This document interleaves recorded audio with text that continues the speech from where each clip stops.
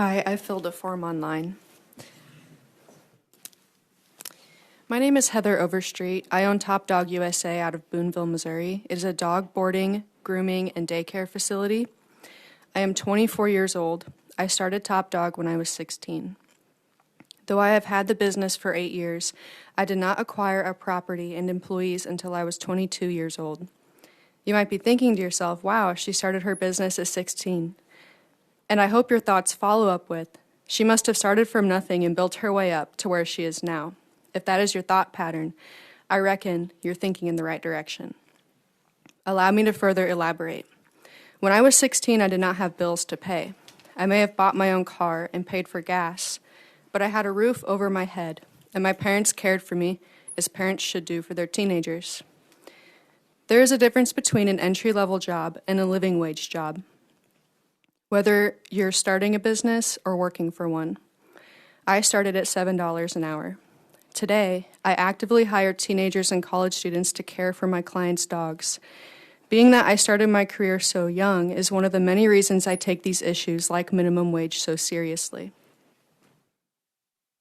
I spend my time training and teaching these kids how to be a part of the workforce. As a matter of fact, I'm currently writing a curriculum for high school students. This curriculum would allow them to graduate with standard certification in dog grooming. That's one example of how much I care about what I do. I am some of these kids' first ever job. I may be the first person to teach them how to answer the phone professionally, practice good customer service, and much more. Though small, my business is one of many that plays this role in society. Minimum wage is not meant to be a living wage. And if you were to eradicate minimum wage, for the purpose of living wages being the only jobs available, you are robbing these kids of their future. What corporation would hire somebody with zero experience and skill? We all have to start somewhere, and minimum wage should not be looked down upon the way that it is. Are we not merit-based in this country? Finally, raising the minimum wage does not actually fix anybody's problems. The money has to come from somewhere. Businesses will cut hours and raise prices to adapt to this 11.7% increase to minimum wage. The same thing will happen in 2026, and we won't be any further along culturally or financially. I truly believe that Proposition A passed the majority vote by only 57%. Because people thought to themselves, oh, more money for employees, that's a good thing. But ultimately, that was misleading. And I think at this stage, we can do something about it, and we should. Taking the heat for the future of our workforce is worth it. Well done. Thank you. I started my company when I was 17, so you've got me beat. Oh. Misleading is exactly what I was trying to get to. The point of with those in opposition to the bill was due to the fact that it's totally irrelevant if you raise prices and the cost of consumer goods or services go up in your entire environment. So it's completely irrelevant. All it does is raise the cost of goods. It doesn't provide them a better opportunity or a better chance at home ownership. It doesn't do anything except increase the costs. And every level of business, from the insurance to the taxes to the cost of goods that you're now buying from Missouri-made companies who are manufacturing Missouri dog chews or Missouri dog food. Now their costs have gone up, so your business expenses have gone up just in order to keep up with the cost of doing business.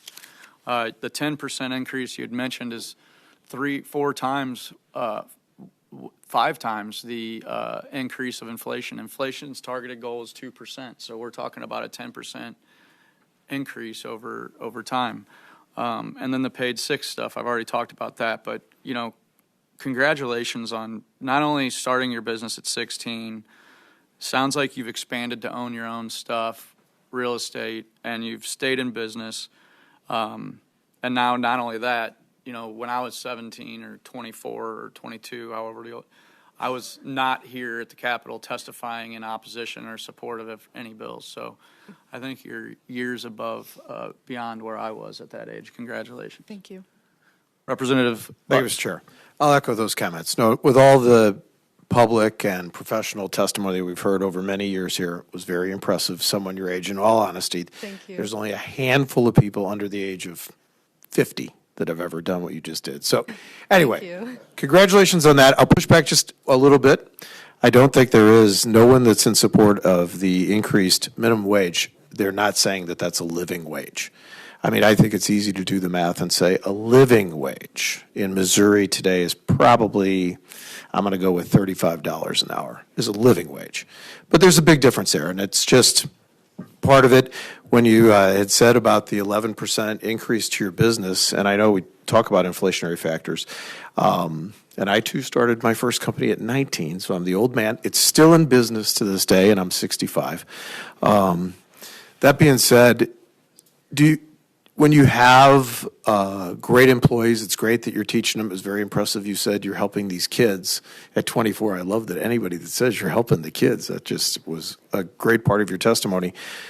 In your business, dog grooming and pet sitting and whatever else you do, if you have an 11% increase in just your salary cost and these other ancillary costs, let's just say it's 15%. It's not on the whole 100%. I'm a little bit of a accountant nerd on this.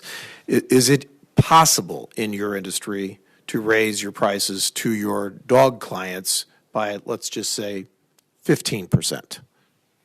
Two things. Well, three. One, I don't mind your pushback. Two, your comment about living wage, that's actually a very large argument from the opposing viewpoint, and I have seen that. They argue frequently that minimum wage should be living wage. That's why I put that in there, so I do disagree with you on that. My third point is, yes, I can raise the prices, but what's the point of that? Because just like Vernetti said, you're just going to pass it on to the consumer. Oh, no, there's no doubt. Every cost increase is passed on to the consumer. I mean, there is no doubt, no matter what we want to talk about. I mean, that is just the facts of life. So I agree with you. Thanks for making that difference on living wage, and because I'm not in that camp. There is a minimum wage that says, yeah, this is a starting level, and we want to move up, but it's truly not a living wage. I don't know that we're ever going to get to the point that those two are going to completely come together. They But shouldn't. thanks for your testimony.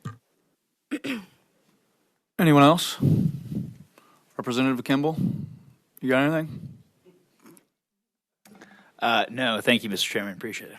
Okay. Thank you for your testimony. Thank you.